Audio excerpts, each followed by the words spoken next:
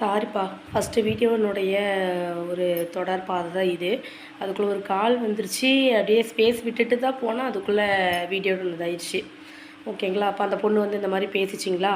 பேசினோடனே உனக்கு இந்த மாதிரி எடிட் பண்ண தெரியாது, பேச தெரியாது, எதுவுமே பண்ண தெரியாது, ஒரு டான்ஸும் போட மாட்டேங்கிற, முகத்தை அப்படியே வச்சுட்டாது வீடியோ போடுறேன் அப்படின்னு சொல்லிச்சு. அப்புறம் அதே மாதிரியே இந்த முகத்தை அப்படியே வச்சுட்டு வீடியோ போடுறேன்னு சொன்ன பொண்ணு வந்து எனக்கு வந்து ஒரு பாசிட்டிவ் எனர்ஜி கொடுத்த பொண்ணு. சரிங்களா? 2 பொண்ணுங்க. அந்த பொண்ணு வந்து இந்த மாதிரி ஒரு தவறை செய்ய வேணாம், நீ வந்து கரெக்டாக போடு அப்படின்னு சொன்ன பொண்ணு. ஓகேங்களா? நல்ல பொண்ணு.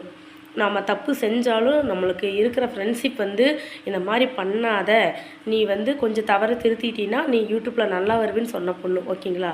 அந்த ஃபஸ்ட்டு வீடியோவில் சொன்ன பார்த்தீங்களா, அந்த பொண்ணு வந்து நீ எல்லாம் எதுக்கு யூடியூப்பில் போடுறேன்னா அப்படி கண்ணாடி போட்டு உடச்ச மாதிரி சொல்லிடுச்சு.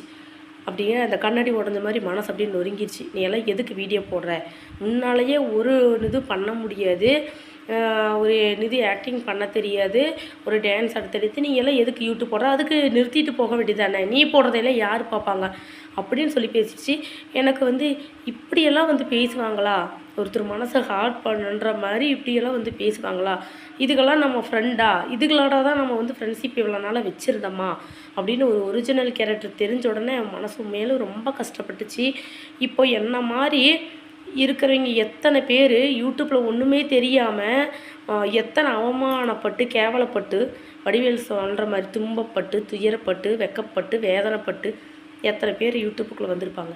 எல்லோரும் தெரிஞ்ச உடனே வீடியோ போடுறாங்க, மெல்ல மெல்லத்தான் போடுவாங்க. சப்ஸ்கிரைப்பு எல்லாமே போக போக தான் ஏறு. ஒரே நாள்லேயே முயற்சி பண்ணோம்னா அந்த யூடியூப்புக்கு இருக்கிற மரியாதையே போயிருங்க இல்லையா? யூடியூப்புக்கு வந்தவங்க எல்லாருமே ஒரே மாதத்தில் ஒரே வருஷத்தில் நான் வந்து சம்பாரிச்சவங்கன்னு யாராவது இருக்காங்களா? கேட்டு பாருங்கள். இதுக்காக நான் எவ்வளோ கஷ்டப்பட்டிருப்பேன்னு தான் சொல்லுவாங்க. அந்த கஷ்டத்தை நான் பட்டாதான் எனக்கு அந்த யூடியூப்பில் என்ன ஒரு அருமை இருக்குதுன்னு எனக்கு வந்து தெரியும். அது நானே கஷ்டப்படுறேன். நான் யாரையும் போய் நான் கேட்கக்கூடாது, நானே பண்ணணுன்னு தான் நினைக்கிறேன். அதுக்காக எல்லோரும் வந்து என்ன மாதிரியே என்னை திட்டுன மாதிரியே என்கிட்ட பேசுகிற மாதிரியே இந்த வீடியோவை பார்க்குறீங்க, தயவு செஞ்சு யாரையுமே வந்து கேவலப்பட்டு பேச வேணாம். ஓகேங்களா? அவங்களுக்கு உண்டான திறமையை அவங்க பண்ணிக்கிட்டு போட்டு, சரியா? அதாவது அந்த மாதிரி பேசுகிற ஆளுங்களுக்கு ஒன்றுமே தெரியாது. இந்த யூடியூப்பில் எடிட்டு நாங்களாவது வீடியோ போடுறோம், ஏதோ ஒன்று பண்ணுறோம், அவங்களுக்கெல்லாம் எதுவுமே தெரியாது. நின்று ஒரு செல்ஃபி கூட இப்படி எடுக்க தெரியாது. ஆனால் அந்த மாதிரி இருக்கிறவங்களாம் பேசுகிற பேச்சு பார்த்தீங்களா எப்படி இருக்குதுன்னு. அதனால் அப்படி இருக்கிறவங்க மட்டும் தயவு செஞ்சு கொஞ்சம் அவங்க வாயை மூடிட்டு அவங்க வேலை செய்கிறவங்க எப்படியோ செஞ்சுட்டு போகட்டும், அவங்களுக்கு தெரிஞ்ச மாதிரி பண்ணிக்கிட்டு போகட்டும். அவங்க வாழ்க்கையில் எப்படியோ வந்துடுவாங்க, மேலே கைத்தை பிடிச்சி அப்படியே வந்துடுவாங்க. அந்த குத்தங்குறை சொல்கிறவங்களாம் கொஞ்சம் கம்முனு இருங்க.